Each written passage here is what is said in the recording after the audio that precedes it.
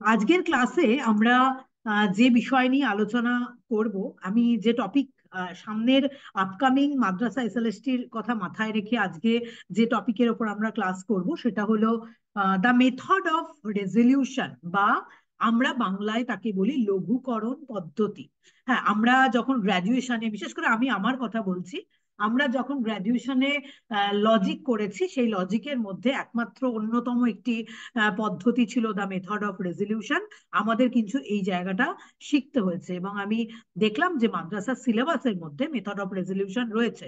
এবার আমি জানি অন্তত এইটুকু যে 95% স্টুডেন্টস, আমি 5% স্টুডেন্টসকে আলাদা করছি, 95% স্টুডেন্টসদের কিন্তু মেথড অফ রেজলিউশন জানা নেই। হ্যাঁ, যে এই পদ্ধতি কি রকম, বা ছোট ছোট প্রশ্ন যে এই পদ্ধতির কে মানে কে প্রবর্তন করেছেন এই পদ্ধতি, এই সমস্ত বিষয়ের উপর আজকে আমরা ক্লাস করব। আজকে আমাদের প্রথম ক্লাস, 3টে ক্লাসেই আশা করছি মেথড অফ রেজলিউশন তোমাদের কিন্তু পুরোটাই শেখা হয়ে যাবে।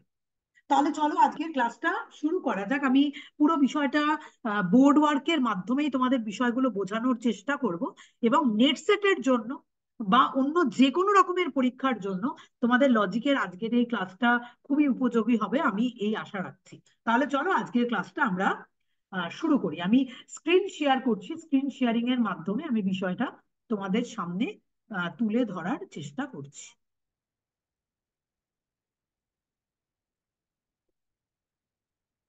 আচ্ছা, তোমরা স্ক্রিন সবাই দেখতে পাচ্ছ?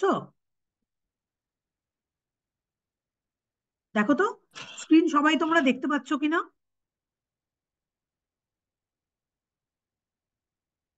একটু বলবে স্ক্রিন দেখতে পাচ্ছ কিনা সবাই? না ম্যাম, দেখতে পাচ্ছি না। যা, স্ক্রিন দেখতে পাচ্ছ না? আচ্ছা, দাঁড়াও তো, দাঁড়াও দাঁড়াও, কি যে এটার একটা সমস্যা হলো আমি বুঝতেই পারছি না। দাঁড়াও, এক সেকেন্ড।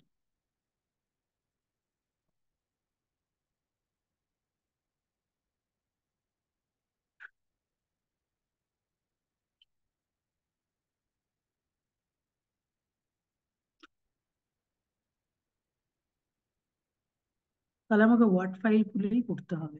দাঁড়াও, কি যে ম্যাম, একটা আপনার কিন্তু স্ক্রিন এখন শো করছে। স্ক্রিন শো করছে, আমার হোয়াইট বোর্ড শো করছে না, সেই সমস্যা। দাঁড়াও, একটু দাঁড়াও, এক সেকেন্ড।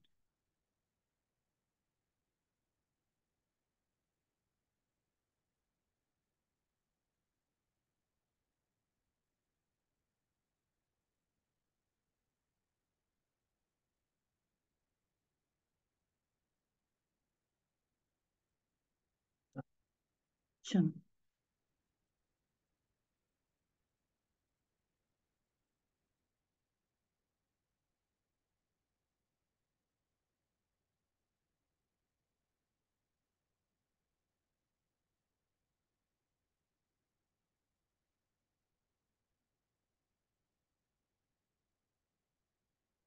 আচ্ছা, এই স্ক্রিনটা তোমরা দেখতে পাচ্ছ সবাই? হ্যাঁ ম্যাম, দেখতে পাচ্ছি। আচ্ছা, আজকে আজকে আমরা যে বিষয়ে আলোচনা করব সেটা হচ্ছে লঘুকরণ পদ্ধতি, বা তাকে আমরা ইংরেজিতে বলছি দ্য মেথড অফ রেজলিউশন। প্রথমেই তোমরা এটা জেনে রাখবে, যেখান থেকে তোমাদের প্রশ্ন আসতে পারে, যে এই লঘুকরণ পদ্ধতি কে প্রথম প্রবর্তন করেছিলেন।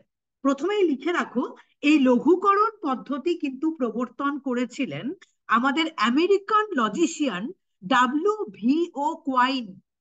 লিখে রাখবে সবাই, W.V.O. কোয়াইন, তিনি কিন্তু এই লঘুকরণ পদ্ধতির প্রণেতা, বা তিনি কিন্তু লঘুকরণ পদ্ধতি প্রথম প্রবর্তন করেছেন। ডাব্লিউ ভি ম্যাম না। ও কোয়াইন, W.V.O. কোয়াইন,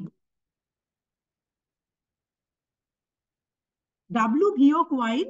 এবং W.V.O. কোয়াইনের ফুল ফর্ম হচ্ছে Willard Van Orman Quine. Willard, WILLARD, WILL,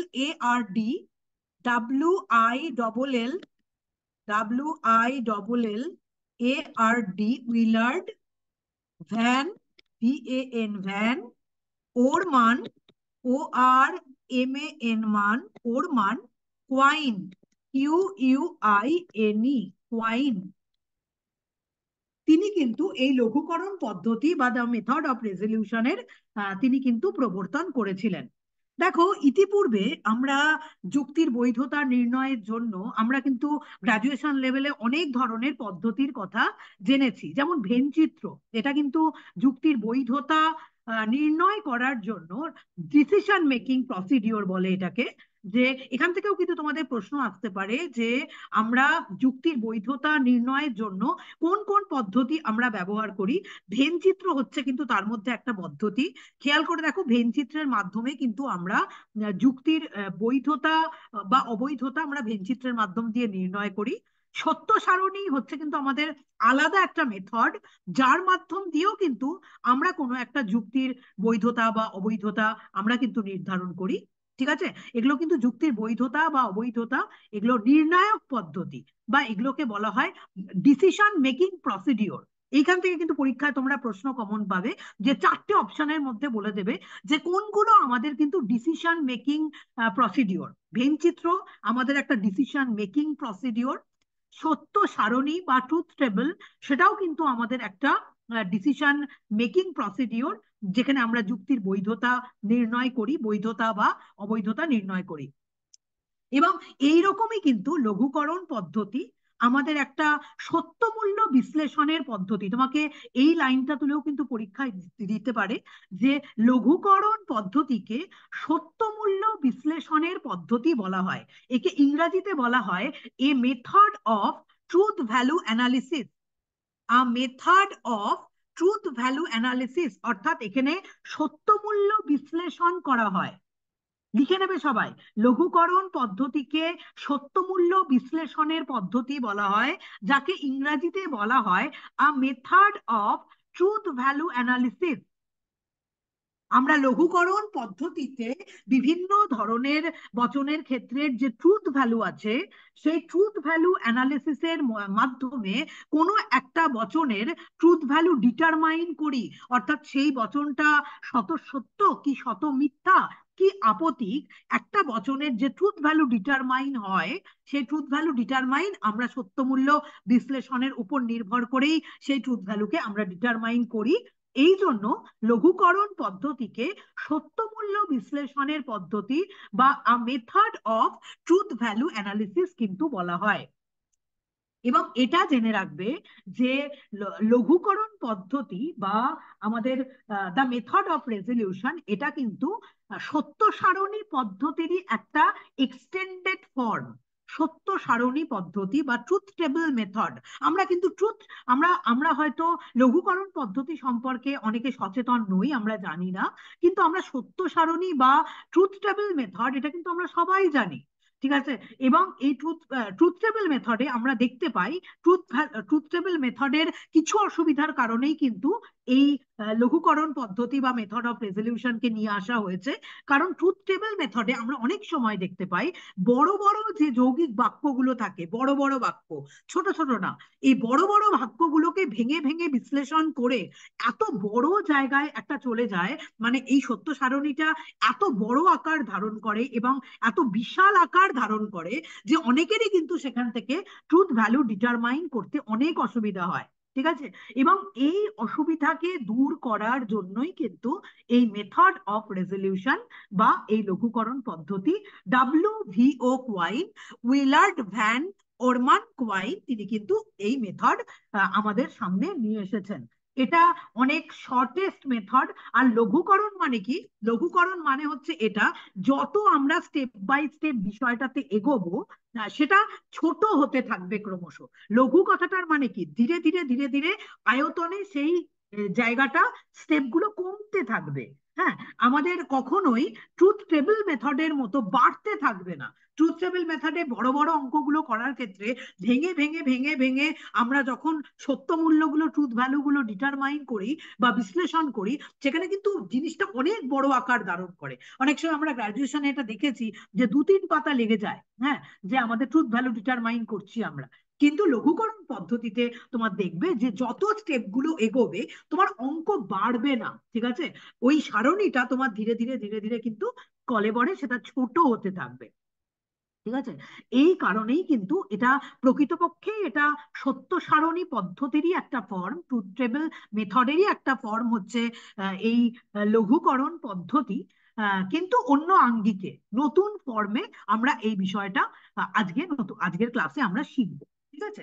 তাহলে আমরা কি বললাম, এখান থেকে দুটো প্রশ্ন তোমাদের আসতে পারে। প্রথম, সেটা হচ্ছে লঘুকরণ পদ্ধতি আমাদের আমেরিকান লজিশিয়ান, হ্যাঁ এই জায়গাটা কিন্তু ভালো করে জেনে রাখবে, American philosopher and logician Willard Van Orman কোয়াইনের এটা কিন্তু একটা পদ্ধতি, এবং এই পদ্ধতিকে কিন্তু বলা হয় সত্যমূল্য বিশ্লেষণের পদ্ধতি বা আ method of truth value analysis. সত্য মূল্য বিশ্লেষণ করা হয় এখানে, বিশ্লেষণের মাধ্যমে কোনো বচনের সত্য মূল্য নির্ধারণ করা হয়। বচনটা শতসত্য কি বচনটা শতমিথ্যা নাকি বচনটা আপতিত, সেটা এখানে কিন্তু নির্ণয় করা হয়। তার জন্য প্রত্যেকটা, দেখো এর আগে যখন আমরা 19 রুলস করেছি, সেই 19 রুলস এর ক্ষেত্রেও কিন্তু বিভিন্ন ধরনের রুলসকে আমাদের প্রথমে 19টা রুলসকে আমাদের জেনে নিতে হয়েছে, যে রুলের ওপরে ডিপেন্ড করে পরবর্তীকালে আমরা ফর্মাল প্রুফ অফ ভ্যালিডিটি শিখেছি, যেটা আমাদের 19টা রুলস এর ওপর নির্ভর। 9টা রুলস আর পরে হচ্ছে 10টা রুল, টোটাল 19 রুলস যেটা আমাদের শিখতে হয়েছে, যার মাধ্যমে আমাদের কিন্তু তোমার কি করতে হয়েছে, তোমাদের ধরো ফর্মাল প্রুফ অফ ভ্যালিডিটি তার মাধ্যমেই তোমরা শিখেছো। এবং এই লঘুকরণ পদ্ধতির মাধ্যমে কোনো বচনের যখন আমরা সত্য মূল্য নির্ধারণ করব, অর্থাৎ কেউ একজন কখনো আমাকে দর্শন পরিবারে এটা প্রশ্ন করেছিল যে বচনের কি কখনো সত্য মূল্য নির্ধারণ হয় না বচনাকারের সত্য মূল্য নির্ধারণ হয়? অবশ্যই সত্য সারণী পদ্ধতির মাধ্যমে আমরা বচনেরই সত্য মূল্য নির্ধারণ করি। আমরা লঘুকরণ পদ্ধতির মাধ্যমে কোনো বচনেরই আমরা ট্রুথ ভ্যালু নির্ধারণ করি। ট্রুথ ভ্যালু মানে কি, আইদার ট্রু অর ফলস, কোনো তো একটা কিছু হবে। ঠিক আছে? আমরা ট্রুথ ভ্যালু ডিটারমাইন করি, এবং এই লঘুকরণ পদ্ধতির মাধ্যমে ট্রুথ ভ্যালু ডিটারমাইন করার সময় তার কতগুলো নিয়ম আছে। এই নিয়মগুলো আজকের ক্লাসে যদি আমরা পরিষ্কারভাবে আলোচনা করি, তোমাদের লজিকের অনেক অনেক কনসেপ্ট এগুলো ক্লিয়ার হয়ে যাবে। যে নিয়মগুলো নিয়ে আমরা পরপর পরপর আজকের ক্লাসে আলোচনা করব, সেই নিয়মগুলিকে কিন্তু বলা হয় লঘুকরণের নিয়ম বা রুলস অফ রেজলিউশন। W.B. কোয়াইন এইরকম প্রায় 9টা রুলস এর কথা বলেছেন, যে 9টা রুলস তোমরা সবাই জানো। ঠিক আছে? হয়তো কেউ কেউ ভুলে গেছো, আর কাউকে কাউকে একটু নতুন ভাবে বিষয়গুলোকে আবার মনে করাতে হবে বা জানতে হবে, বিষয়গুলোকে নতুন ভাবে বুঝতে হবে। সেখানে আমাদের আমেরিকান লজিশিয়ান W.B. কোয়াইন তিনি কিন্তু 9টি লঘুকরণের রুলস এর কথা বলেছেন, যে রুলস এর উপরে ডিপেন্ড করে পরবর্তী ক্লাসে আমরা মেথড অফ রেজলিউশনের অঙ্কগুলো আমরা শিখবো। আর আমরা অলরেডি, আচ্ছা আমি এটা ইয়ে করছি, দাঁড়াও। আচ্ছা, এইটা করতে গিয়ে যেটা রুলস অফ রেজলিউশন আমরা যদি বলি, ওপরে আমরা লিখেই নিই, যে তোমরাও লিখে নেবে সবাই।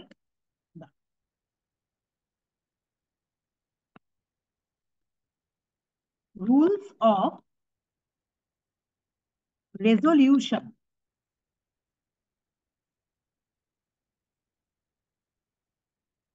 এইবার তোমরা একটা জিনিস খেয়াল করে দেখো, এই ল্যাপটপটাই আমার সবচেয়ে বেশি সমস্যার কারণ হচ্ছে, দাঁড়াও।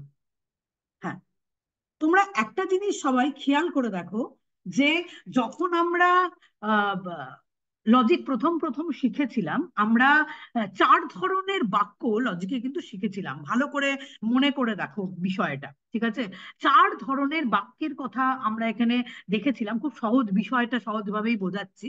একটা হচ্ছে সংযৌগিক বাক্য, একটা হচ্ছে বৈকল্পিক বাক্য, একটা হচ্ছে প্রাকল্পিক বাক্য, আর আরেকটা হচ্ছে দ্বিপ্রাকল্পিক বাক্য।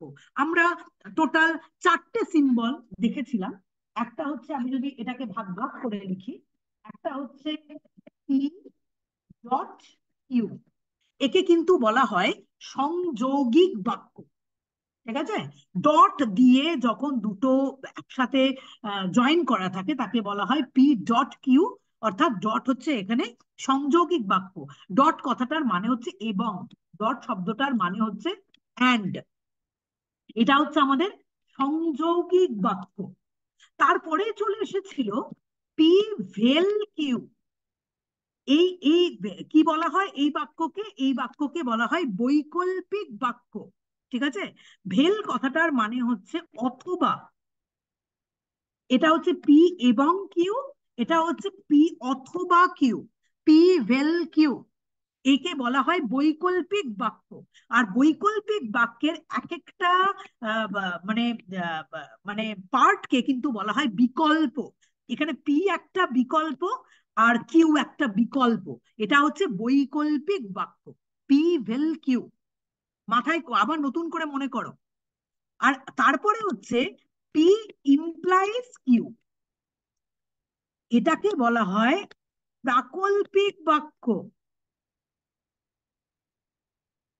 প্রাকল্পিক বাক্য বা আহ, একে বলা হয় পি ইমপ্লাইজ কিউ বা পি হর্ষু কিউ, এটা হচ্ছে প্রাকল্পিক বাক্য।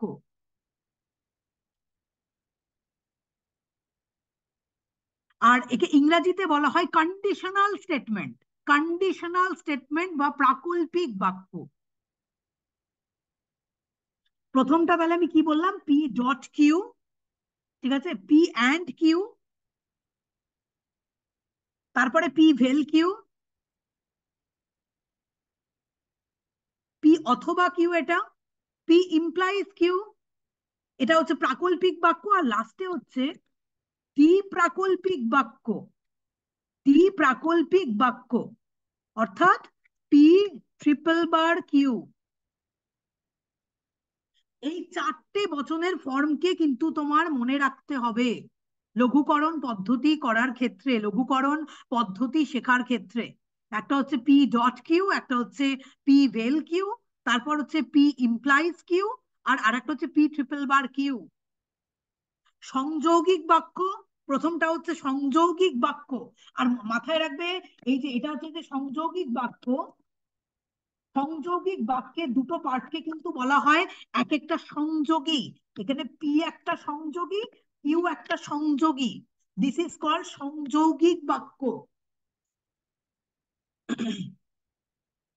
পি ভেল কিউ বা একে বলা হয় পি অথবা কিউ, ডিসজাংটিভ প্রপোজিশন। এক একটা এটাকে বলা হয় বিকল্প, বৈকল্পিক বাক্যের এক একটা পার্টকে বলা হয় এক একটা বিকল্প, এটা হচ্ছে বৈকল্পিক বাক্য।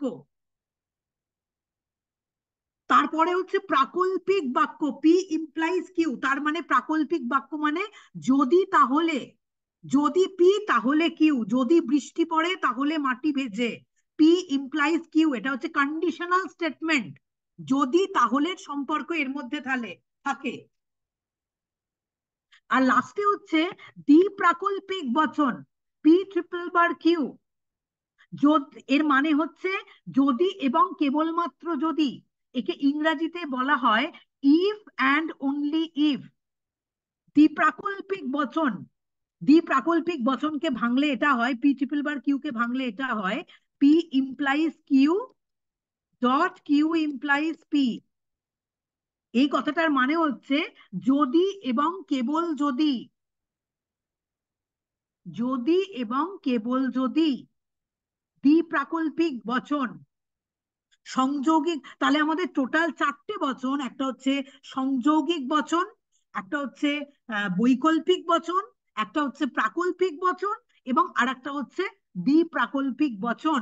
এবং এগুলো কিন্তু এক একটা সাইন, একটা হচ্ছে ডট, একটা হচ্ছে ভেল, একটা হচ্ছে ইমপ্লাইজ, এবং আর একটা হচ্ছে ট্রিপল বার। এবং এই ক্ষেত্রে আমরা প্রত্যেকটা বচনের, ঠিক আছে, আমরা কিন্তু এই ক্ষেত্রে তার ফর্মের আমরা কিন্তু সবাই ট্রুথ ভ্যালু গুলো জানি। ঠিক আছে? আমরা পরবর্তী ফেজে ট্রুথ ভ্যালু গুলো নিয়ে আলোচনা করছি।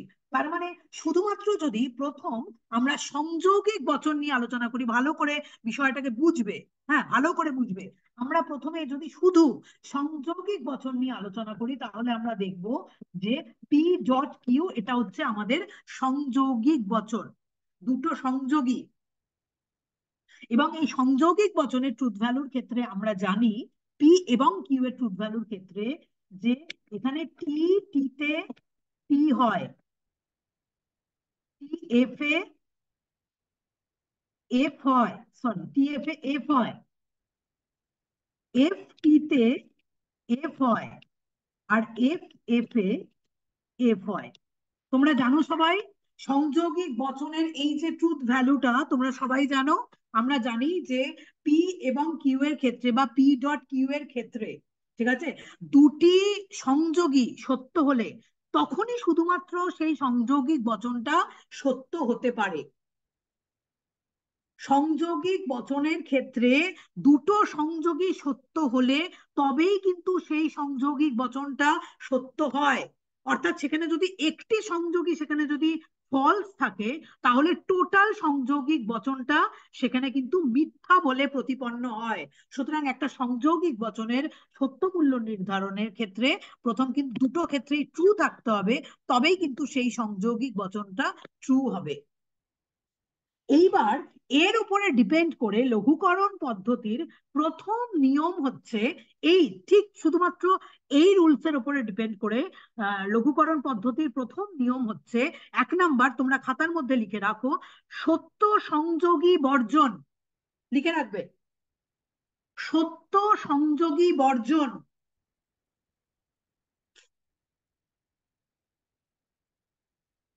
সত্য সংযোগী বর্জন অর্থাৎ এর মানে হচ্ছে এটা যে একটা সংযোগিক বচনের যদি একটি সংযোগী সত্য হয়, তাহলে সেটিকে বর্জন করতে হবে বা বাদ দিতে হবে। আগে লিখে রাখো, তারপরে পুরো বিষয়টা আমি সুন্দর করে তোমাদের বুঝিয়ে দিচ্ছি। কোন সংযোগিক বচনের একটি সংযোগী, সংযোগী মানে পি একটা সংযোগী আর কিউ একটা সংযোগী, তার মানে একটি সংযোগিক বচনের একটি সংযোগী যদি সত্য হয়, তাহলে সেই সত্য সংযোগীটিকে বর্জন করতে হবে। এটা হচ্ছে আমাদের লঘুকরণ পদ্ধতির প্রথম নিয়ম। কেন কেন এটা বলা হলো যে একটি সংযোগিক বচনের একটি সংযোগী যদি সত্য হয় তাকে বাদ দিতে হবে, কেন বলা হলো? তোমাকে পরীক্ষার সময় অনেক রকম ভাবে তুমি খেয়াল করে দেখবে, নেট সেটে বা এসএলএসটি তে সমস্ত জায়গায় কোনো একটা বচনের ট্রুথ ভ্যালু ডিটারমাইন করতে দেয়। বলে যে বলতো যে পি ডট কিউ, হ্যাঁ এই বচনের কিউ যদি সত্য হয় তাহলে পুরো বচনটার ট্রুথ ভ্যালু কি হবে। তোমাকে পরীক্ষার সময় এরকমই প্রশ্ন দেবে যে মনে করো যে তোমার সামনে এস ডট টি আছে, তোমার সামনে এস ডট টি আছে এবং সেখানে এস এর সত্য মূল্য দেওয়া আছে সত্য। তাহলে এবার বলো তো যে পুরো সংযোগিক বচনটির সত্য মূল্য কি হবে। তোমাকে বললো যে একটা বচন আছে এস ডট টি, ঠিক আছে, এবং সেখানে এস এর সত্য মূল্য অলরেডি দেওয়া আছে, গিভেন, সেই এস এর সত্য মূল্য হচ্ছে ট্রু। তাহলে এবার তোমাকে বললো তাহলে বলো তো যে তাহলে পুরো সংযোগিক বচনটির সত্য মূল্য কি হবে। বলো তো কি হবে তোমাদের যদি, হ্যাঁ তাহলে তাই কি ভেবে দেখো, যা বলছো তা ভেবে দেখো। ম্যাম, এর না ম্যাম, দাঁড়াও, ফলসও হতে পারে। সত্য মিথ্যা দুই হতে পারে। কেন সত্য মিথ্যা দুই হতে পারে মধুমিতা? কারণ সংযোগিক বচনের দুটো সত্য থাকলে, দুটো সংযোগী সত্য থাকলে তখন সত্য হবে, আর একটা সংযোগী সত্য আরেকটা সংযোগী মিথ্যা থাকলেও সত্য হবে। না না না না। মিথ্যা হবে, মিথ্যা হবে তাহলে। মিথ্যা। কিন্তু তুমি এখানে আমাকে তাহলে বর্জন করতে হবে। সেই জন্য যেহেতু সত্য, এস এর মান দেওয়া আছে সত্য, সেই জন্য ওটাকে আমি বর্জন করব। দাঁড়াও, বর্জন গ্রহণ তো পরের কথা, খুব সোজা ভাষায় বিষয়টাকে আগে বোঝার চেষ্টা করো, তারপর বর্জন গ্রহণের বিষয় বোঝার চেষ্টা করো। আমরা জানি যে পি ডট কিউ এর ক্ষেত্রে পি যদি সত্য হয় কিউ যদি সত্য হয়, দুটোই যদি সত্য হয় তবেই কিন্তু পি ডট কিউ সত্য হয়। নচেত কিন্তু একটা যদি ট্রু হয় একটা যদি ফলস হয় তাহলে ফলস হয়, দুটোই একটা যদি ফলস হয় একটা যদি ট্রু হয় তাহলেও ফলস হয়, একটা যদি ফলস হয় আর একটা যদি ফলস হয় তাহলেও ফলস হয়। এইবার তোমাকে পরীক্ষার সময় বললো তোমার সামনে এস ডট টি দেওয়া আছে এবং বলা হলো এস এর সত্য মূল্য তোমাকে অলরেডি দেওয়া আছে যে টি। এইবার বলো যে তোমাকে বলছে যে এস ডট টি এর সত্য মূল্য নির্ধারণ করো, ঠিক আছে। তাহলে এইবার তুমি খেয়াল করে দেখছো যে তোমার সামনে এস ডট টি দেওয়া আছে, পরের স্টেপে এটি দেওয়া আছে, কিন্তু তুমি দেখছো এই টি এর সত্য মূল্য যদি তুমি টি করো তবেই তোমার এস ডট টি সত্য হবে। কিন্তু তোমার যদি টি এর মূল্য, তুমি যদি টি এর মূল্য তোমাকে কিন্তু এখানে ধরে নেওয়া নেই, ঠিক আছে, কেউ তোমাকে বলেনি যে টি এর সত্য মূল্যটা কি, ট্রু না ফলস, সেটা কিন্তু কেউ বলেনি। শুধু তোমাকে বলেছে এস এর সত্য মূল্য হচ্ছে তোমার ট্রু, টি এর সত্য মূল্য কেউ তোমাকে বলেনি। তুমি এবার মনে মনে ধরছো যে টি এর সত্য মূল্য যদি ট্রু হয় তাহলে পুরো বচনটা সত্য হবে, আর টি এর সত্য মূল্য যদি আমি ফলস ধরি তাহলে কি পুরো বচনটা সত্য হচ্ছে কি? তোমরা কি বলছো? না ম্যাম। না না ম্যাম, তাহলে তাহলে মিথ্যা হয়ে তাহলে যাবে। তো তাহলে তো পুরো বচনটা না ম্যাম, মিথ্যা হয়ে তাহলে যাচ্ছে। মিথ্যা হবে। হ্যাঁ, তাহলে পুরো বচনটা মিথ্যা হয়ে যাচ্ছে।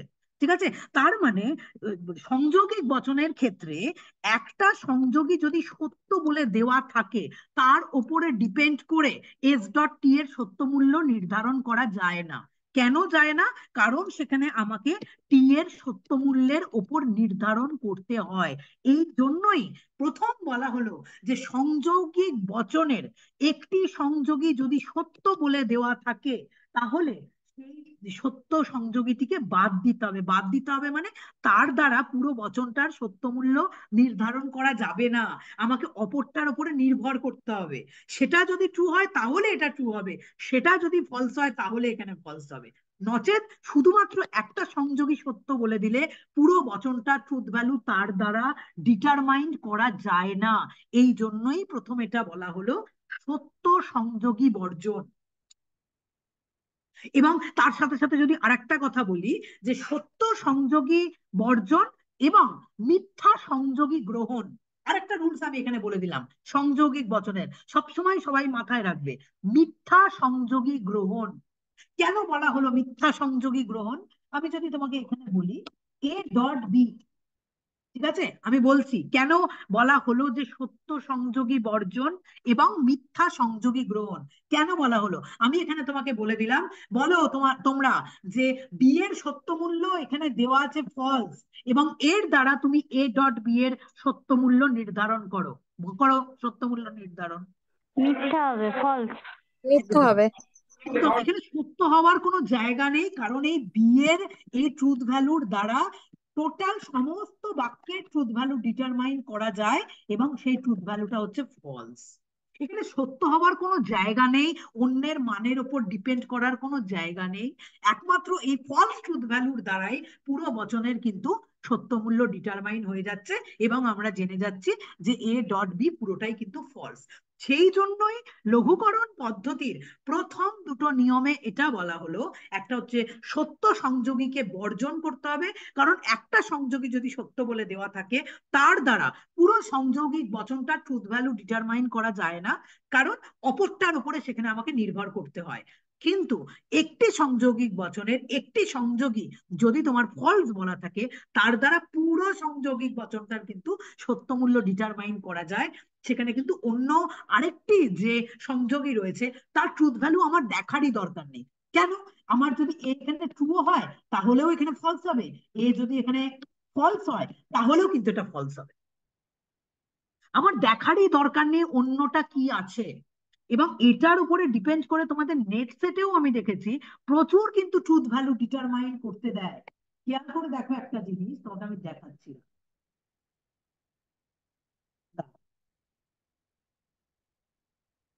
আমি যদি আরেকটা পেজ এখানে বার করে নিই, তোমাকে পরীক্ষার সময় এরকম দেয় দেয় সাধারণত দেয়। হ্যাঁ, আচ্ছা আমি বড় বড় জিনিস এখন বলছি না, আমি ছোট ছোট জিনিসই বলছি, আমি পরে গিয়ে বড় বড় অঙ্কতে যাব।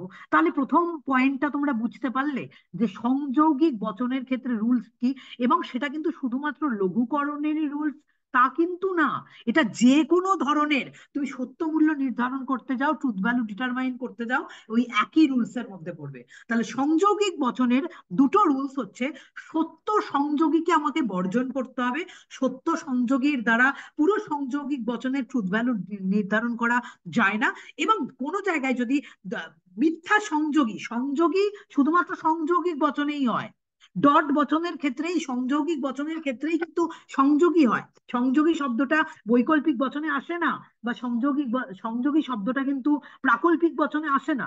সংযোগিক বচনেরই শুধু সংযোগী হয়, এবং সেখানে যদি তোমার বলা থাকে যে একটা সংযোগী মিথ্যা, তাহলে তুমি মনে রাখবে অন্যদিকে যত বড় বচনই থাকুক না কেন একটা সংযোগী যদি মিথ্যা বলে প্রতিপন্ন হয় তাহলে পুরো সংযোগী বচনটাই মিথ্যা বলে প্রতিপন্ন হবে। একটা জাস্ট এখানে একটা এক্সাম্পল দিয়ে আমি তোমাদের বোঝাতে চাই, যে তোমাকে বললো যে ই হেল্প ইউ ইমপ্লাই আর, তোমাকে বললো ঠিক আছে, এগুলো পরীক্ষার সময় খুব ট্রিকি দেয়। এরকম ভাবে পুরো একটা ব্র্যাকেট করে ডট তোমাকে দিল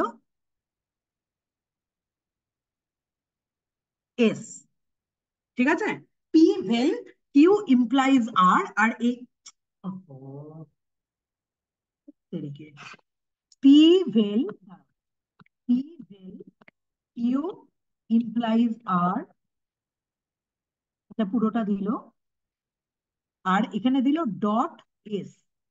তোমাকে বলে দিল যে পরীক্ষার সময় তোমাকে বলে দিল যে শুধুমাত্র তোমাকে বলে বলে দেওয়া থাকলো এস এর সত্য মূল্য হচ্ছে ফলস, ঠিক আছে। তাহলে পুরো বচনটা সত্য মূল্য কি হবে? তখন তুমি তো কিছু জানো না, এইবার তুমি নির্ধারণ করতে গেলে পি ভেল কিউ ইমপ্লাইজ আর এর সত্য মূল্য কি সেটা আমি দেখি। কিন্তু যে প্রকৃত বুদ্ধিমান শুধুমাত্র এস এর যে সত্য মূল্য ফলস তার দ্বারাই কিন্তু তার পুরো বচনটা সত্য মূল্য নির্ধারণ হয়ে যাবে। কারণ সে জানবে যে আমার তো এটা দেখারই দরকার নেই। কারণ একটা সংযোগিক বচনের একটা সংযোগে যদি ফলস হয়, অন্য সংযোগে ট্রু হলো ফলস হলো যা খুশি হোক না কেন, আমার দেখার দরকার নেই। তার দ্বারা কিন্তু পুরো বচনটা সত্য মূল্য সেটা কিন্তু ফলস হয়ে যাবে। বলো বুঝতে পারলে নাকি বলো? কারোর মনের মধ্যে যদি কোনো রকম কোনো ডাউট থাকে, সে ডাউট কিন্তু তুমি আমাকে অবশ্যই বলো। বলো বুঝতে পেরেছো নাকি? এটা কিন্তু এখানে যদি তোমাকে বলে দিত যে এস এর মান হচ্ছে ট্রু, এস এর মান হচ্ছে ট্রু, তার দ্বারা পুরো সংযোগিক বচনটা সত্য মূল্য নির্ধারণ করো, তুমি সত্য মূল্য নির্ধারণ করতে পারতে না, ঠিক আছে। তুমি পারতে না, তাহলে তোমাকে বলে দিতে হতো যে এখানে পি এর সত্য মূল্য হচ্ছে ট্রু, কিউ এর সত্য মূল্য হচ্ছে ফলস, এইরকম তোমাকে আলাদা করে বলে দিতে হতো।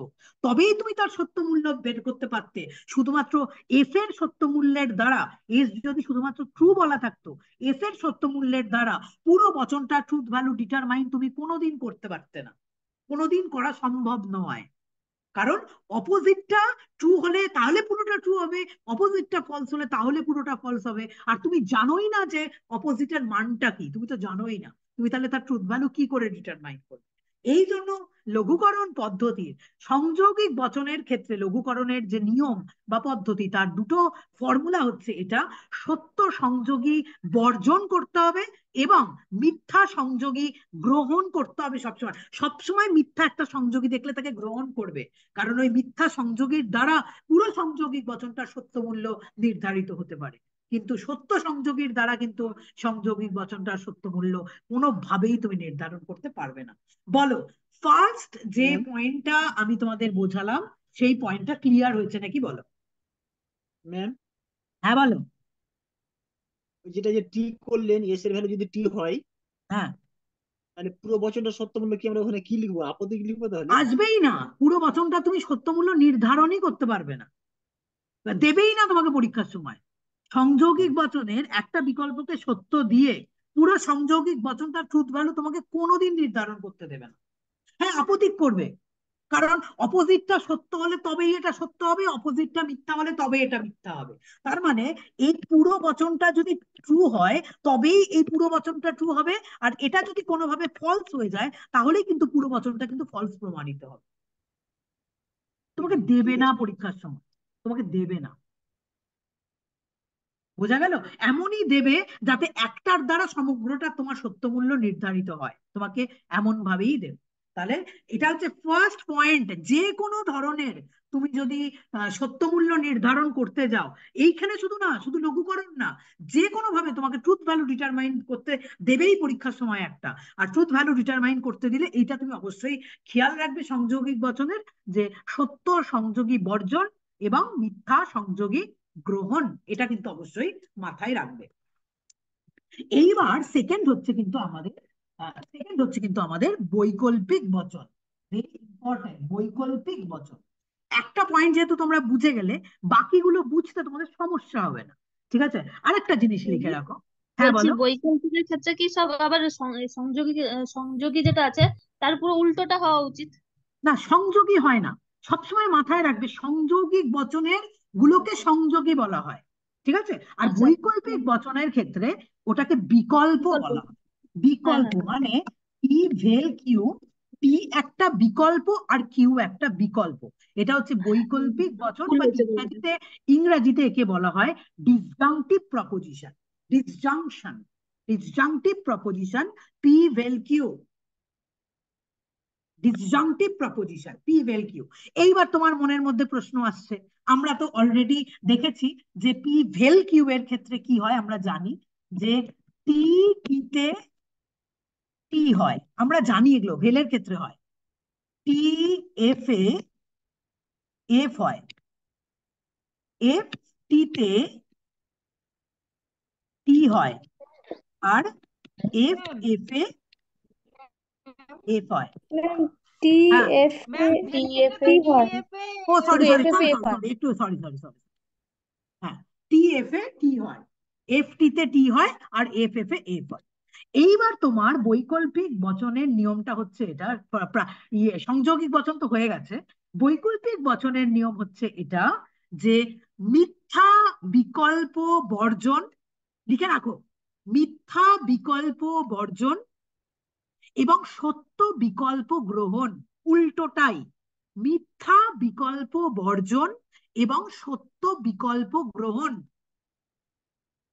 অর্থাৎ তোমাকে যদি পরীক্ষার সময় বলে দেয় যে এস ডট ইউ, আমি কি বললাম আবার নিয়মটা শুনে নাও, মিথ্যা বিকল্প বর্জন এবং সত্য বিকল্প গ্রহণ। তার মানে একটি বৈকল্পিক বচনের একটি বিকল্প যদি মিথ্যা হয় তাহলে তাকে বর্জন করতে হবে, কিন্তু একটি বৈকল্পিক বচনের একটি বিকল্প যদি সত্য হয় তাহলে তাকে গ্রহণ করতে হবে। মিথ্যা বিকল্প বর্জন এবং সত্য বিকল্প গ্রহণ। তাহলে একটা এক্সাম্পল দিলেই পুরো বিষয়টা তোমাদের কাছে ক্লিয়ার হবে, যে তোমাকে পরীক্ষার সময় বললো এস ডট ইউ এর সত্যমূল্য, সরি এস ডট হবে না, এস ভেল হবে, এস ভেল ইউ এর সত্য মূল্য নির্ধারণ করো। এখানে তোমাকে বলে দেওয়া থাকলো এস এর সত্য মূল্য হচ্ছে ফলস, তোমাকে এখানে বলে দেওয়া থাকলো যে এস ভেল ইউ, এস এর সত্য মূল্য হচ্ছে ফলস, তোমাকে বলে দেওয়া আছে S equals to false, S এর সত্য মূল্য হচ্ছে ফলস, তাহলে বলো হ্যাঁ এস ভেল ইউ এর সত্য মূল্য কি হবে, তুমি কি বলবে? আমি নির্ধারণ ধরে, করা যাবে না।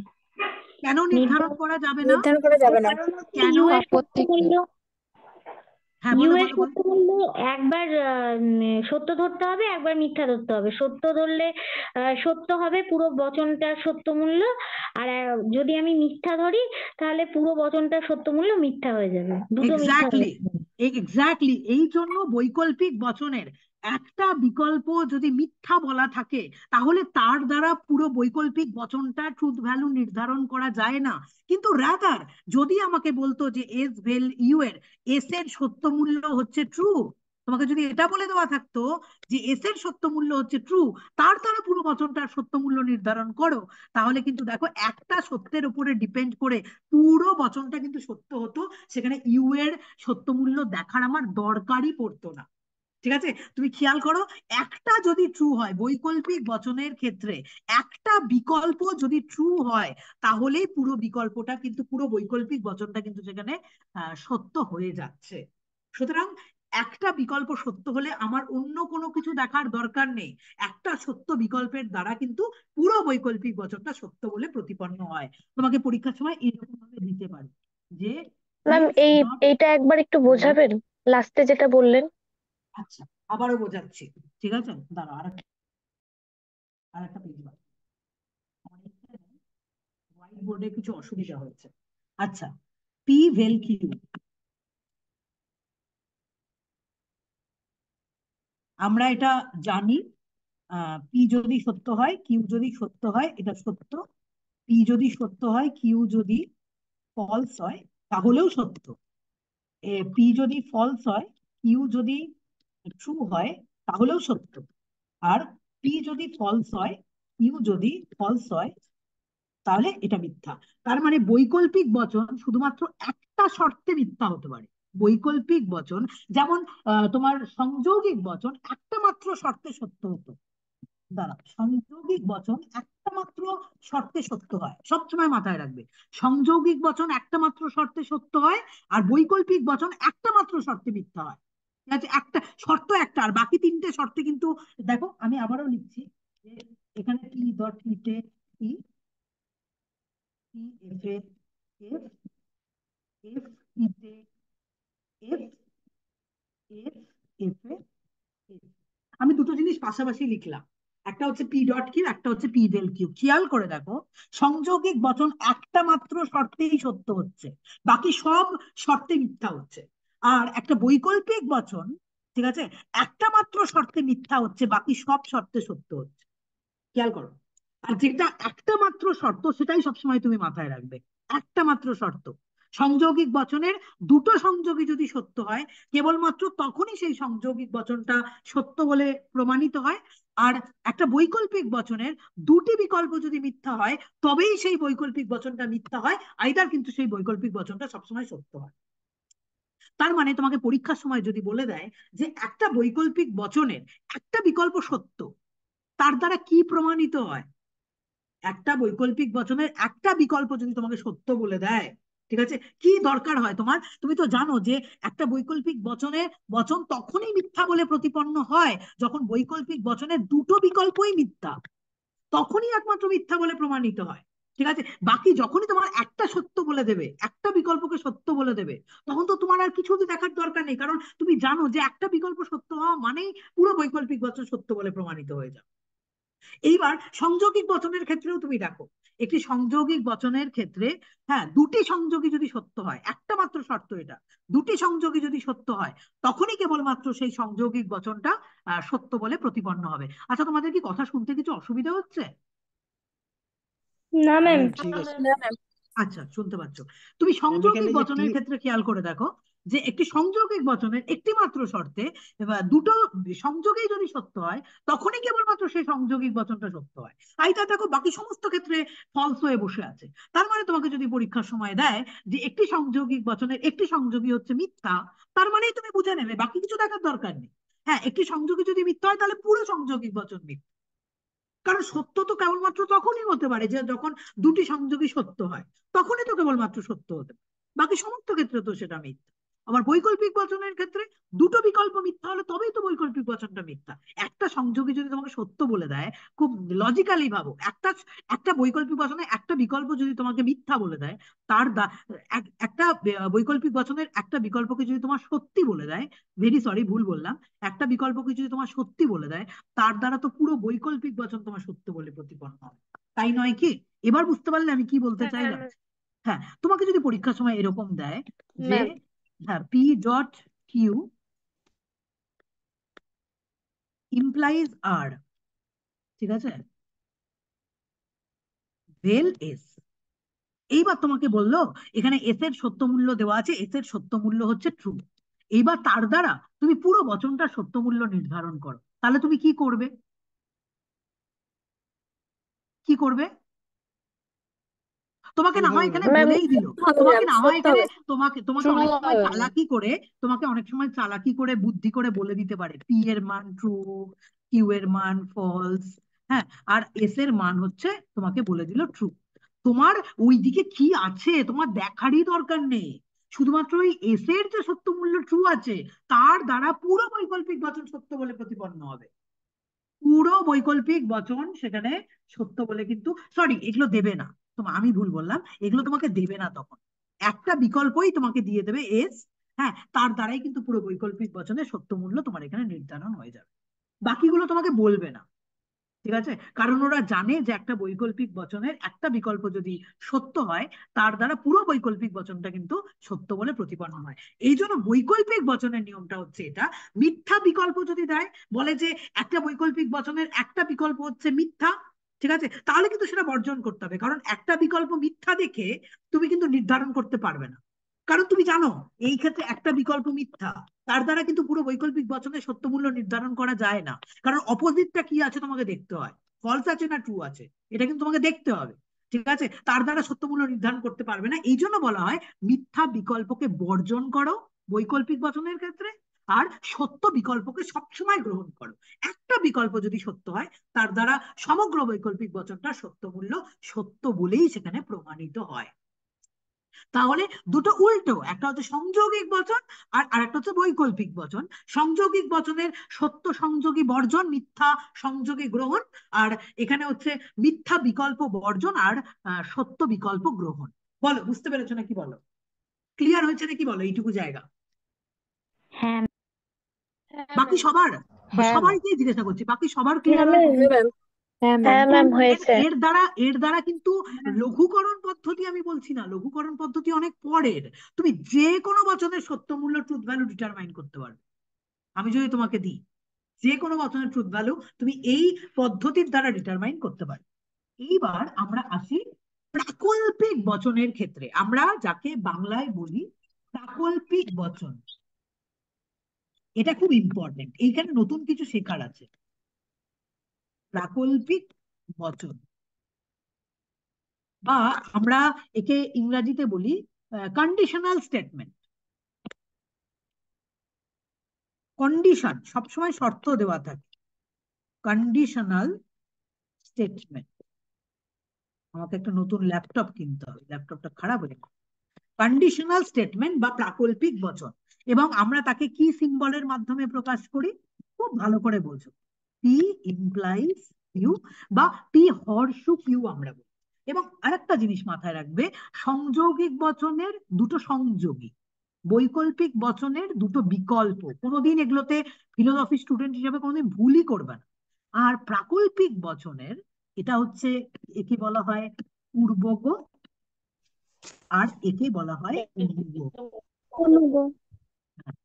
এটা হচ্ছে পূর্বগ আর এটা হচ্ছে অনুগ, এটা কিন্তু কোনোদিন ভুল করবে না। ঠিক আছে, প্রাকল্পিক বচনের একটা হচ্ছে পূর্বগ, আগে ঘটে, আর একটা পরে ঘটে।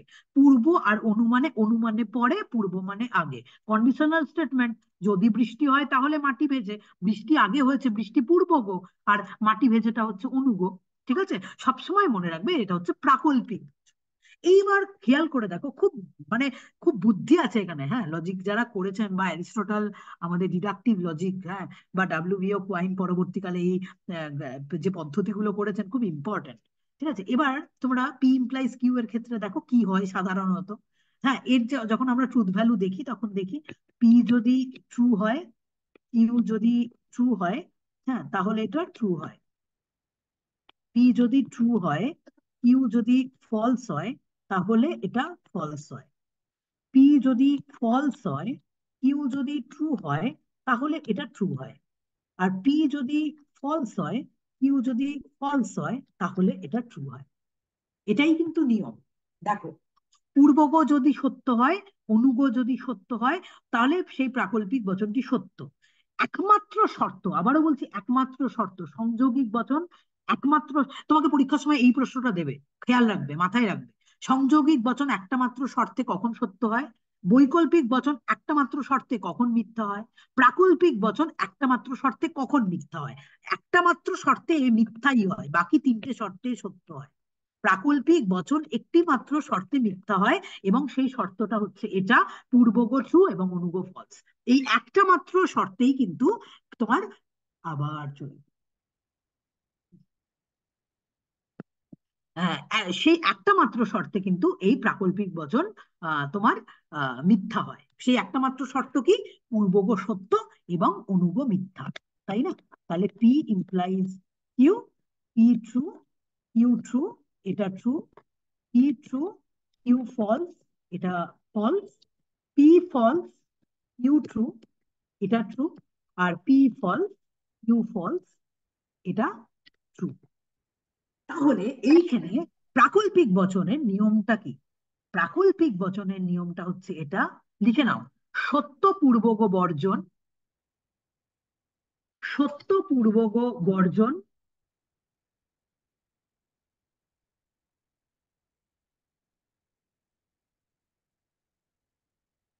এবং খুব ইম্পর্টেন্ট, এটা অন্য সমস্ত কিছুর থেকে এটা আলাদা, সত্য পূর্বগ বর্জন,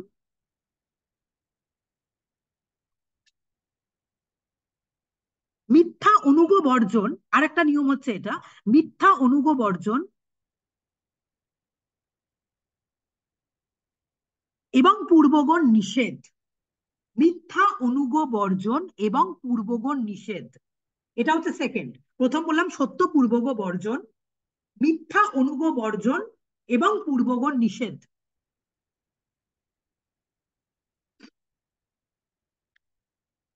ম্যাম, হ্যাঁ বলো। এই যে প্রাকল্পিক বচনের নিয়মটা না কিছুটা সেই অবরোহ যুক্তির বৈধতার নিয়মের মতো। হ্যাঁ, একই তো, একই তো, না না একই তো, একই তো। তাহলে আমি এখানে কি বললাম, খুব ইম্পর্টেন্ট এইটা, ইয়েটা শুনবে, ঠিক আছে? সত্য পূর্বক বর্জন। তার মানে তোমাকে যদি বলে দেয় কোনো প্রাকল্পিক বচন দিয়ে, তোমাকে যদি বলে দেয় পূর্বকটা এখানে সত্য, তার দ্বারা তুমি পুরো প্রাকল্পিক বচনটা ট্রুথ ভ্যালু নির্ধারণ করতে পারবে না। হ্যাঁ, তোমাকে যদি এখানে বলে যে এস ইমপ্লাইজ ইউ, কিউ, হ্যাঁ, এস এর সত্য মূল্য তোমাকে বলে দেওয়া আছে যে এস এর সত্য মূল্য হচ্ছে ট্রু, তার দ্বারা পুরো প্রাকল্পিক বচনটির সত্য মূল্য নির্ধারণ করো। তোমাকে বলছে পুরো প্রাকল্পিক বচনটির সত্য মূল্য নির্ধারণ করো, তুমি কি করবে এখন? এস এর সত্য মূল্য তোমাকে বলে দেওয়া আছে ট্রু, তোমাকে বললো পুরো প্রাকল্পিক বচনটির সত্য মূল্য নির্ধারণ করো, তুমি কি করবে? ম্যাম সত্য মূল্য নির্ধারণ করা, কারণ সত্য মূল্য নির্ধারণ করা হবে যাবে, এখানে। যাবে না ম্যাম, হ্যাঁ, সত্য করা মূল্য যাবে। নির্ধারণ করা যাবে না, কিউ এর সত্য মূল্যের উপরে ডিপেন্ড করবে। কিউ যদি ট্রু হয় তবে এটা ট্রু, এবং কিউ যদি তুমি ফলস ধরো তাহলেই এটা ফলস। তার মানে সত্য পূর্বগর দ্বারা, পূর্বগ সত্য বলে বলা থাকলে তার দ্বারা পুরো প্রাকল্পিক বচনটির সত্য মূল্য কোনোদিন নির্ধারণ করা যাবে না, তুমি নির্ধারণ করতে পারবে না। এই জন্য প্রাকল্পিক বচনের প্রথম যে নিয়মটার কথা বলা হলো, এবং সেই নিয়মটা হলো সত্য পূর্বগকে বর্জন করতে হবে। বলো, বুঝতে পেরেছো? সত্য পূর্বগ বর্জন। হ্যাঁ ম্যাম। আচ্ছা, দাঁড়াও, একটা জিনিস দাঁড়াও।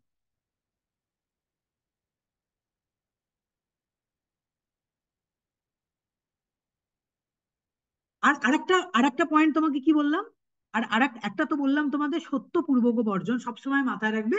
প্রাকল্পিক বচনের একটা পূর্বক অংশে যেটা আছে তাকে যদি তোমার সত্য বলে দেওয়া থাকে, তার দ্বারা পুরো প্রাকল্পিক বচনটা ট্রুথ ভ্যালু তুমি তার দ্বারা নির্ধারণ করতে পারবে না, কারণ অনুগড় ভ্যালুর ওপরে তোমাকে সেখানে নির্ধারণ করতে হবে। অনুগড় ভ্যালুকে তোমাকে কিন্তু এখানে দেখতে হবে, নাহলে সেটা নির্ধারণ করতে পারবে না। এইবার এই প্রাকল্পিক বচনটারই আরেকটা নিয়ম তোমাকে আমি কি বললাম, যে মিথ্যা অনুগ আহ বর্জন। বর্জন বলে। দাঁড়াও দাঁড়াও দাঁড়াও, মিথ্যা, দাঁড়াও, P implies Q, দাঁড়াও। যদি আমি সাপোজ তোমাকে বলছি যে যদি তোমার এখানে বলা থাকে যে পি ইমপ্লাইজ কিউ এর কিউটা তোমার এখানে ফলস দেওয়া আছে, ঠিক আছে, অনুগটা তোমার এখানে মিথ্যা বলা আছে, অনুগ তোমার এখানে মিথ্যা বলা আছে, তোমাকে বললো তার দ্বারা পুরো, হ্যাঁ, পি ইমপ্লাইজ কিউ এর সত্য মূল্য নির্ধারণ করো, তুমি কি সত্য মূল্য নির্ধারণ করতে পারবে? না। না ম্যাম। তার মানে হবে এখানে না। এটা হলো যে মিথ্যা অনুগ বর্জন, মিথ্যা অনুগ বর্জন এবং পূর্বগর নিষেধ। পূর্বগর নিষেধ কথাটা এখানে কেন বলা হলো, ঠিক আছে, এটা খুব ইম্পর্টেন্ট। কারণ তুমি উল্টোটা এতদিন এতক্ষণ অব্দি যা যা হচ্ছিল প্রাকল্পিক বচনের ক্ষেত্রে বিষয়টা একটু আলাদা হয়ে যাচ্ছে।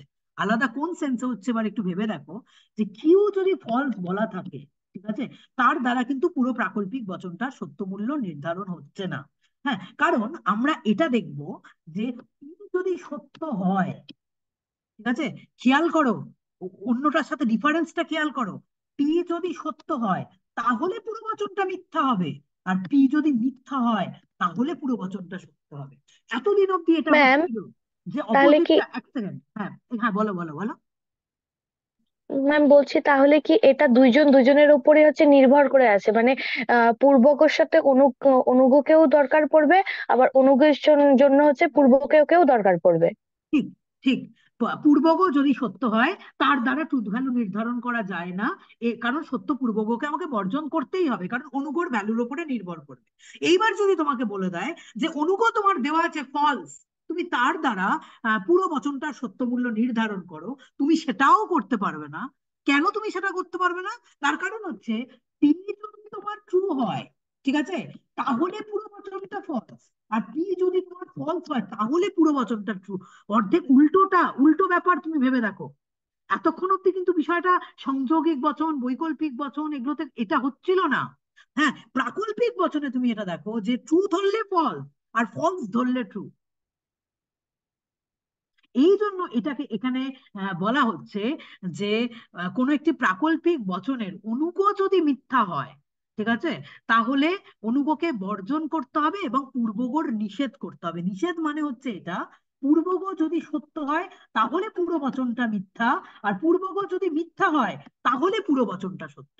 কারণ আমরা জানি ইমপ্লাইজ এর ক্ষেত্রে পূর্বগ সত্য হলে পুরো বচনটা মিথ্যা, আর পূর্বগ মিথ্যা হলে পুরো বচনটা সত্য বলে প্রমাণিত হয়।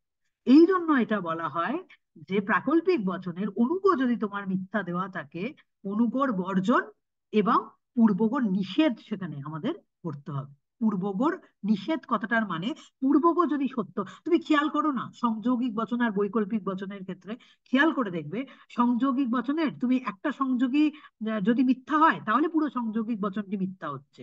হ্যাঁ, একটি বৈকল্পিক বচনের একটি বিকল্প যদি সত্য হয় তাহলে পুরো বিকল্প সত্য হচ্ছে, ঠিক আছে। কিন্তু প্রাকল্পিক বচনের ক্ষেত্রে এখানে তুমি খেয়াল করে দেখো, হ্যাঁ, যে আমি যদি তোমাকে আরেকবার খুলে দেখাতে পারতাম, ওই পেজটা আমার হারিয়ে গেছে, তুমি খেয়াল করো, আমি এখানে একটা লিখছি পি ভেল কিউ, হ্যাঁ, টিতে টি, টিতে টি, টি এফ এ টি, এফ টিতে টি, এফ এফ এ এফ, ঠিক আছে। এবার খেয়াল করো, তোমাকে বললো যে একটি বৈকল্পিক বচনের একটি বিকল্প যদি মিথ্যা হয়, সাপোজ ধরো একটি বিকল্প যদি মিথ্যা হয় তাহলে পুরো বৈকল্পিক বচনটা কি হবে। তোমাকে যদি পরীক্ষায় বলে তাহলে কি বলবে? একটি বৈকল্পিক বচনের একটি বিকল্প যদি মিথ্যা হয় তাহলে পুরো বৈকল্পিক বচনটি কি হবে, বলো কি হবে? মিথ্যা হবে। আবার সত্য মূল্য নির্ধারণ করা যাবে না ম্যাম।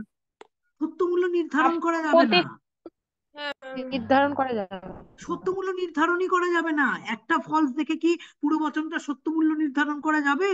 নির্ধারণ করা যাবে না। কারণ একটা বিকল্প যদি তোমাকে ফলস বলা থাকে তাহলে অন্যটার উপরে ডিপেন্ড করতে হবে।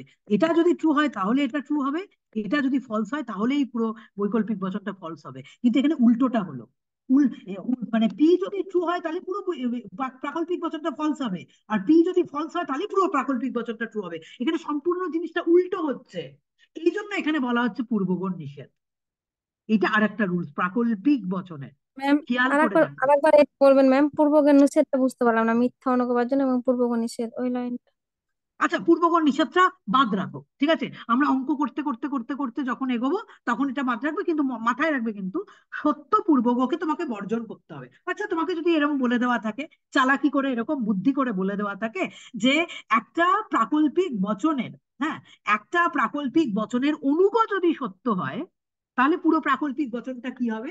মানে আমি আবার বললাম, একটা প্রাকল্পিক বচনের অনুগ যদি সত্য হয় তাহলে পুরো প্রাকল্পিক বচনটা কি হবে, তোমাকে পরীক্ষায় বললো ট্রু হবে। হবে ম্যাম, সত্য। এক্স্যাক্টলি, পুরো বচনটা সঙ্গে সঙ্গে ট্রু বলে প্রতিপন্ন হবে, তাই তো।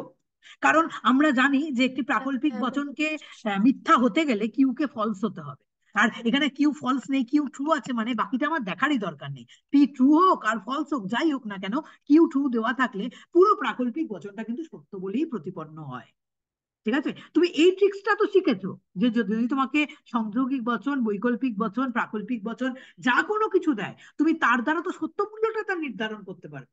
তার মানে তোমাকে এটা দিতে পারে কিন্তু অনুগ যদি সত্য হয় তার দ্বারা পুরো প্রাকল্পিক বচনটি সত্য মূল্য নির্ধারণ করো, সঙ্গে সঙ্গে কিন্তু পুরো প্রাকল্পিক বচনটির সত্য মূল্য সত্য বলেই কিন্তু প্রমাণিত হবে। এইবার আসি দ্বিপ্রাকল্পিক বচনের ক্ষেত্রে। দ্বিপ্রাকল্পিক বচন আমরা biconditional statement, biconditional statement, দ্বিপ্রাকল্পিক বচন।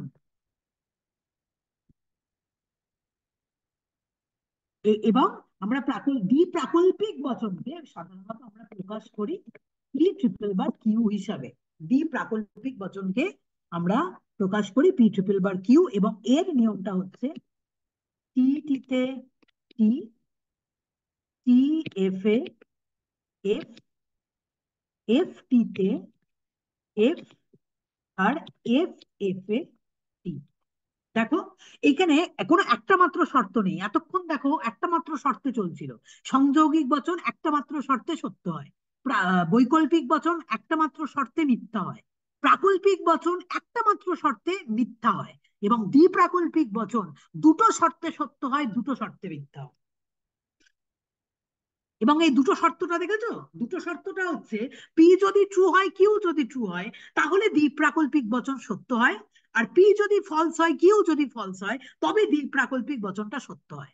একটা ট্রু একটা ফলস, বা একটা ফলস একটা ট্রু হলে সেই দ্বি প্রাকল্পিক বচন কিন্তু মিথ্যা বলে পরিগণিত হয়। তাই তো, এখান থেকে তো তাই দাঁড়াচ্ছে। একমাত্র দ্বি প্রাকল্পিক বচন যেখানে, হ্যাঁ, দুটো শর্তের উপরে ডিপেন্ড করতে হয়, দুটো শর্তে ট্রু আর দুটো শর্তে ফলস। তাই তো, এইটুকু জায়গা বুঝতে পেরেছো সবাই? সবার মনে পড়েছে দ্বি প্রাকল্পিক বচন, বাই কন্ডিশনাল স্টেটমেন্ট? হ্যাঁ ম্যাম। হ্যাঁ, তার মানে হ্যাঁ তোমাকে ম্যাম। দ্বি প্রাকল্পিক বচনের দুটো নিয়ম আছে। প্রথম নিয়মটা কি? একটি, আচ্ছা, নিয়মের কথাটা আমি বাদই দিলাম, তোমরা তো নিয়ম বুঝতে পেরে গেছো যে কিভাবে হচ্ছে। হ্যাঁ, তোমাকে যদি পরীক্ষার সময় বলে, হ্যাঁ, যে পি ট্রিপল বার কিউ, তার একটা তোমার হচ্ছে অঙ্গ বাক্যকে তোমার এখানে ট্রু বলা থাকে, তুমি কি করবে তার দ্বারা? প্রসঙ্গত উল্লেখ্য, দ্বিপ্রাকল্পিক বচনের এক একটা পার্টকে এক একটা অঙ্গ বাক্য বলা হয়। এক একটা অঙ্গ বাক্য, P triple bar Q, P triple bar Q, P যদি তোমাকে সত্য বলে দেওয়া থাকে, হ্যাঁ, তাহলে তুমি কি করবে? তার দ্বারা কি পুরো বচনটার সত্য মূল্য, নির্ধারণ করা যাবে না। যাবে না। করা পুরো যাবে না বচনটার ম্যাম। সত্য মূল্য কি তুমি নির্ধারণ করতে পারো? নির্ধারণ করতে তো মনে হয় পারি না না। ম্যাম। কারণ কিউ যদি ট্রু না হয় ম্যাম। তাহলে বচনটা ট্রু, আর কিউ যদি ফলস হয় তাহলেই কিন্তু সঙ্গে সঙ্গে বচনটা ফলস প্রমাণিত হয়ে যাচ্ছে। তার মানে অপরটার উপরে নির্ভর করছে, কিউ যদি ট্রু হয় তাহলে ট্রু, কিউ যদি ফলস হয় তাহলে ফলস। তার মানে একটি দ্বিপ্রাকল্পিক বচনের সত্য অঙ্গবাক্যকে তোমার বর্জন করতে হবে। একটি দ্বিপ্রাকল্পিক বচনের সত্য অঙ্গ বাক্যকে তোমার বর্জন ম্যাম করতে হবে। বলো, কেউ কিছু বলছিলেন? একটি দ্বিপ্রাকল্পিক বচনের একটি অঙ্গবাক্য তোমার যদি সত্য বলে দেওয়া থাকে এবং তার দ্বারা যদি সমগ্র দ্বিপ্রাকল্পিক বচনটা সত্য মূল্য নির্ধারণ করতে দেয়, তুমি পারবে না। কারণ কিউ, তখন তোমাকে দেখতে হবে ও একটা দিক ট্রু আছে, তার মানে তো তার দ্বারা তো পুরো বচনটা সত্য মূল্য নির্ধারণ হবে না।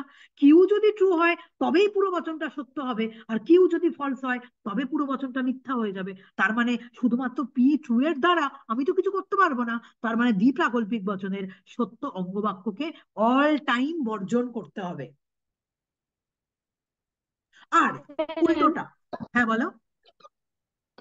ম্যাম, তাহলে মিথ্যা অঙ্গ বাক্যকেও তো বর্জন করতে হবে। এক্স্যাক্টলি, বুঝে গেছো, মিথ্যা অঙ্গবাক্যকেও বর্জন করতে হবে। এবং এখানে যদি বলা থাকতো যে পি এর মান হচ্ছে ফলস, তার দ্বারা তুমি সমগ্র বাক্যের সত্য মূল্য নির্ধারণ করতে পারো, করো, তাও তুমি নির্ধারণ করতে পারতে না। মিথ্যা অঙ্গবাক্যকেও বর্জন করতে হবে, ঠিক আছে?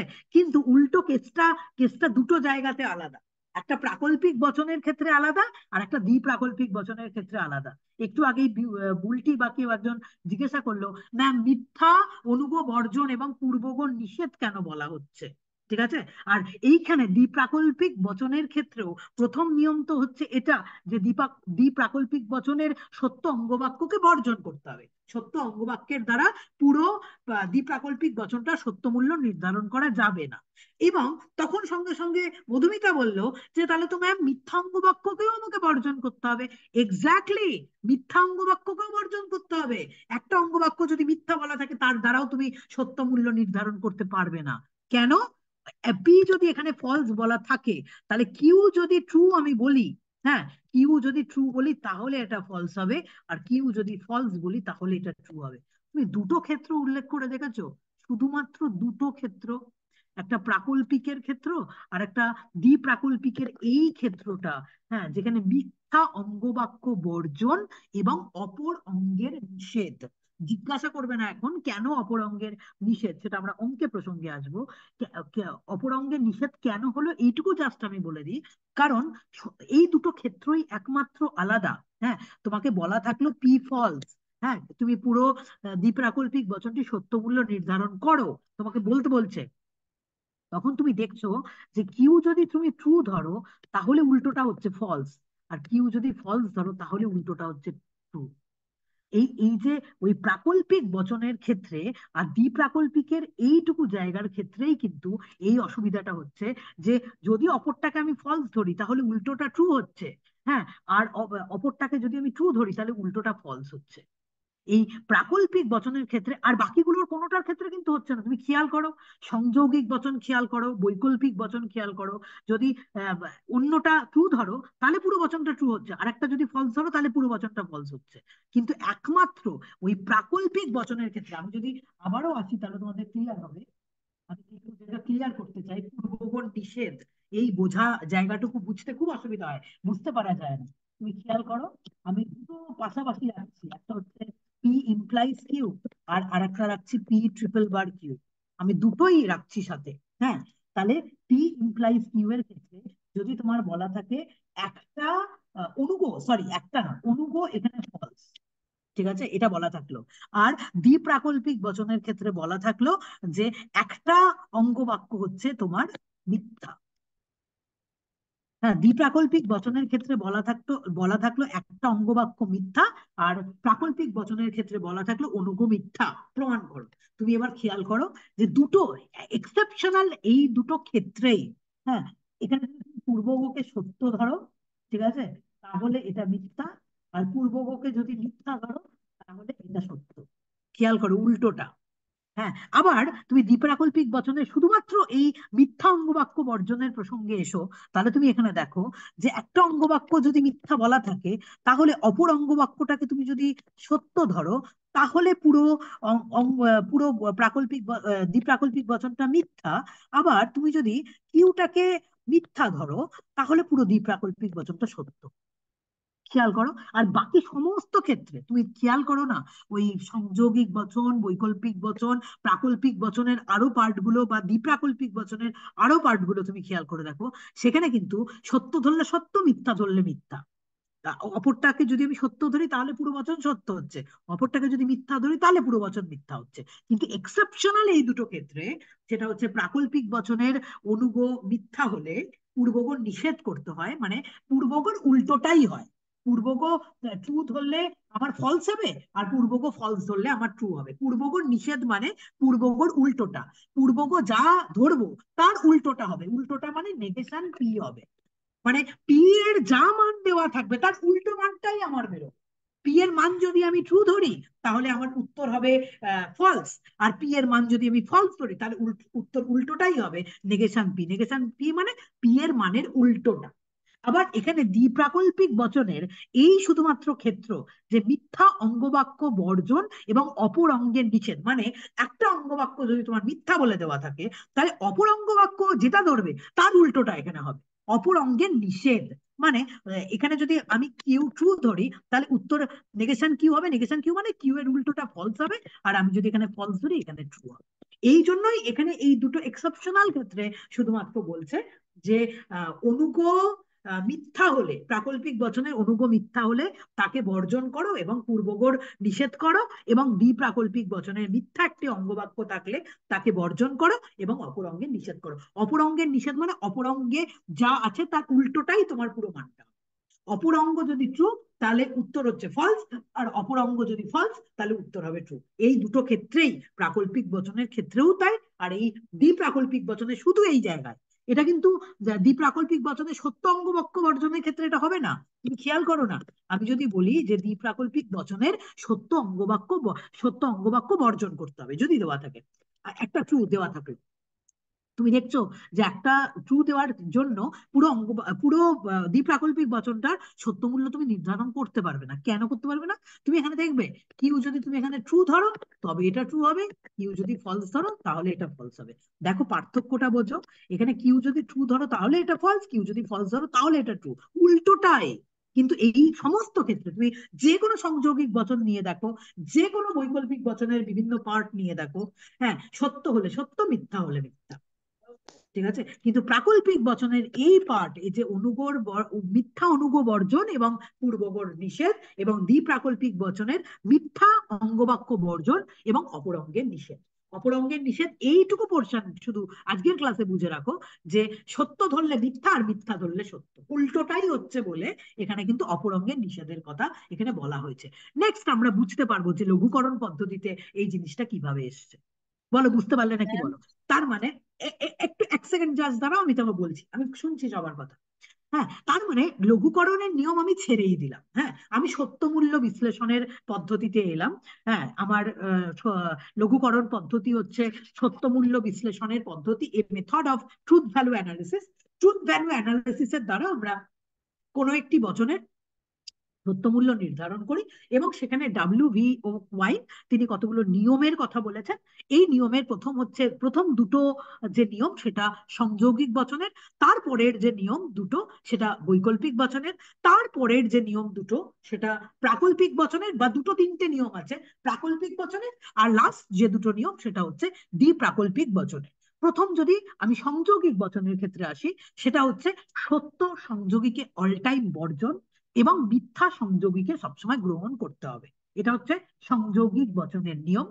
সেকেন্ড হচ্ছে বৈকল্পিক বচনের দুটো নিয়ম: মিথ্যা বিকল্প বর্জন এবং সত্য বিকল্প গ্রহণ।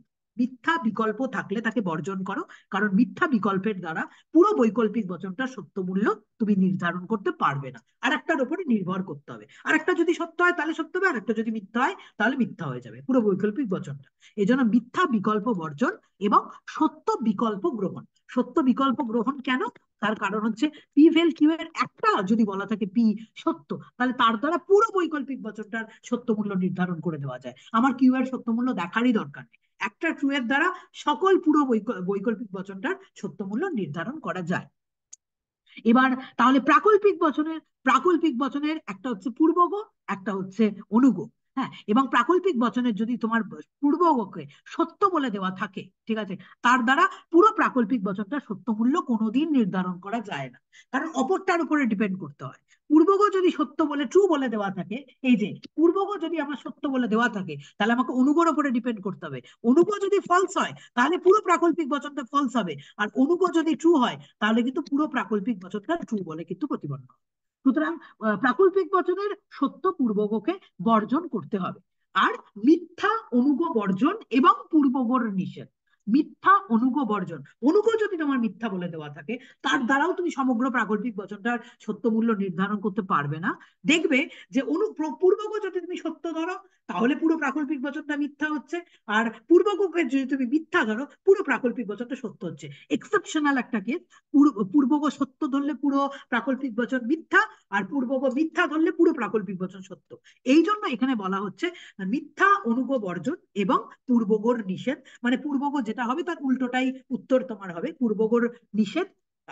লঘুকরণ পদ্ধতিতে আমরা এই বিষয়টা আরো ভালো করে বুঝবো। আর দ্বিপ্রাকল্পিক বচনের ক্ষেত্রে নিয়মটা কি? দ্বিপ্রাকল্পিক বচনের সত্য অঙ্গবাক্য বর্জন। একটা অঙ্গবাক্য সত্য দিয়ে তার দ্বারা পুরো দ্বিপ্রাকল্পিক বচনের সত্য মূল্য কোনোদিন নির্ধারণ করা যায় না। আর আরেকটা হচ্ছে মিথ্যা অঙ্গবাক্যকেও তোমার বর্জন করতে হবে। সত্য অঙ্গবাক্য বর্জন যেমন করতে হবে, মিথ্যা অঙ্গবাক্যকেও তোমার বর্জন করতে হবে একটা, কারণ ওটার দ্বারাও তুমি সত্য মূল্য নির্ধারণ করতে পারবে না দ্বিপ্রাকল্পিক বচনের। এবং অপর অঙ্গের নিষেধ। হ্যাঁ, কেন অপর অঙ্গের নিষেধের যে মানে নিয়ম সেটা তো আমি তোমাকে বলে দিলাম। কেন বলা হলো অপর অঙ্গের নিষেধ? কারণ একটা অঙ্গবাক্য যদি দ্বিপ্রাকল্পিক বচনে ফলস হয়, আর একটাকে তাহলে আমাকে ট্রু ধরতে হবে। ট্রু ধরলে পুরোটা ফলস হচ্ছে, আর ফলস হলে পুরোটা ট্রু হচ্ছে, উল্টোটাই এখানে হচ্ছে।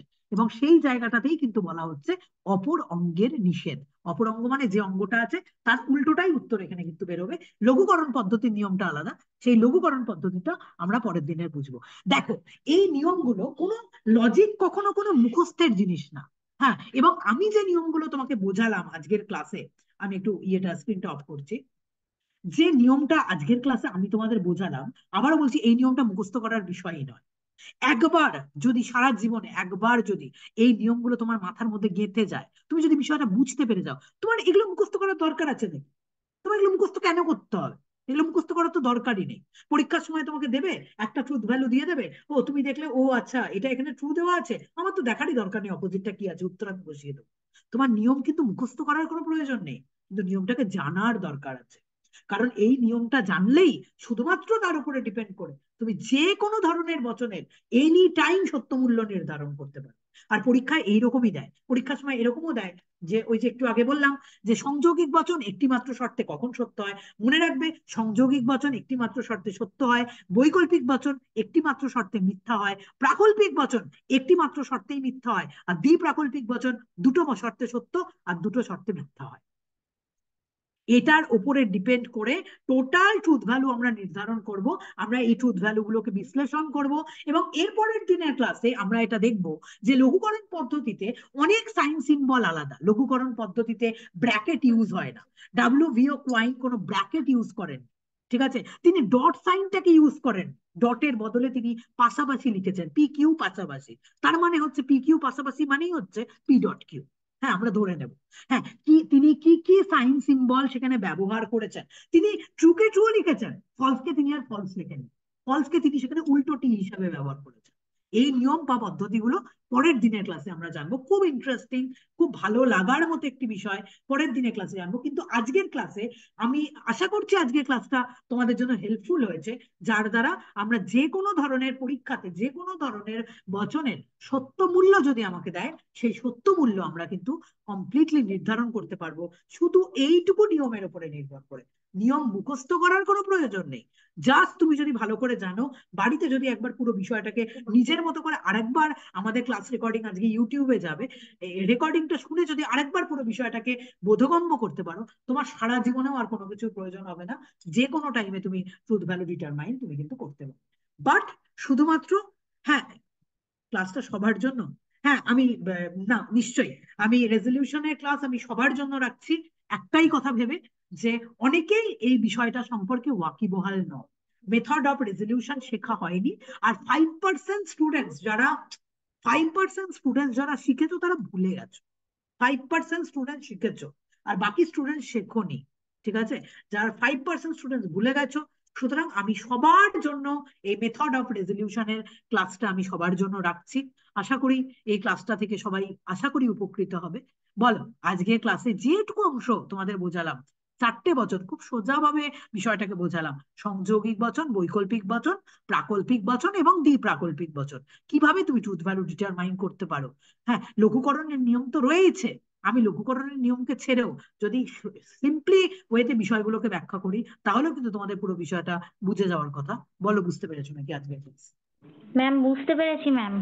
ম্যাম বলছি যে জানতাম কিছু কিছু ভুলে গেছিলাম, কিছু কিছু মনে পড়লো, কিন্তু ভেতরে ওই কেন হচ্ছে, পূর্বক নিষেধ কেন হচ্ছে বা অঙ্গবাক্য বর্জন কেন হচ্ছে, এইগুলো আর কি আজকে ভালো করে আরো জানতে পারলাম ডিটেলসে, মানে আরো গেঁথে গেল বিষয়টা, মানে যেটুকু লজিক যদি আমি আবশ্যক। কেনর উত্তর না দিতে পারি, লজিকে হ্যাঁ, যদি আমি কেনর উত্তর না দিতে পারি, তাহলে সেই লজিক শেখারই কোনো দরকার নেই। মনে থাকবে না ম্যাম। তুমি কোনোদিন মনে রাখতে পারবে না। আমি আবারও বললাম, লঘুকরণের এই নিয়ম তোমার মুখস্থ করার কোনো জায়গা নেই। জাস্ট তুমি খাতা নিয়ে বসো, 4টে বচন লেখো, সংযোগিক বচন, বৈকল্পিক বচন, প্রাকল্পিক বচন, দ্বিপ্রাকল্পিক বচন, 4টে বচন লেখো। এইবার তুমি দেখো, একটা তোমাকে দিয়ে দিল, হ্যাঁ তুমি নিজে নিজেই হিসাব করছো যে না, আমাকে অনুগ যদি আমি ফলস ধরি তাহলে কি হচ্ছে দেখি তো, ও তাহলে তো এটা হচ্ছে, তাহলে তো উল্টোটা এটা হচ্ছে, তুমি নিজেই বুঝে যাবে। এগুলো এগুলো কোনো মুখস্থ করার যে কোনো জায়গা নেই। আমি জাস্ট তোমাকে আজকে ভালো করে বোঝালাম, যাতে তার দ্বারা যে কোনো ধরনের ট্রুথ ভ্যালু তুমি যেন ডিটারমাইন করতে পারো। এইটা হচ্ছে আজকের ক্লাসের আমাদের বিষয়বস্তু। নেক্সট ক্লাসে ডাব্লিউ.ভিও কোয়াইন কি কি সাইন সিম্বলস ব্যবহার করেছেন, ঠিক আছে, আমাদের লঘুকরণ পদ্ধতিতে, এবং সত্য সারণী পদ্ধতির মধ্যে অনেক জটিলতা দেখা যাচ্ছিল।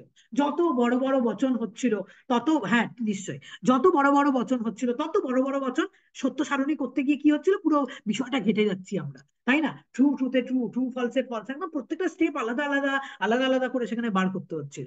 কিন্তু লঘুকরণের ক্ষেত্রে তা হবে না। এবং লঘুকরণের ক্ষেত্রে বিষয়টাকে লঘু করার জন্য, সিম্পল করার জন্যই কিন্তু লঘুকরণ পদ্ধতি ওই সত্য সারণী পদ্ধতিরই একটা এক্সটেন্ডেড ফর্ম হিসাবে সামনে নিয়ে আসা হলো, যাতে সত্য সারণী পদ্ধতির মধ্যে যে অসুবিধাটা ছিল, হ্যাঁ সেই অসুবিধাটা যেন দূর করা যায়, ঠিক আছে?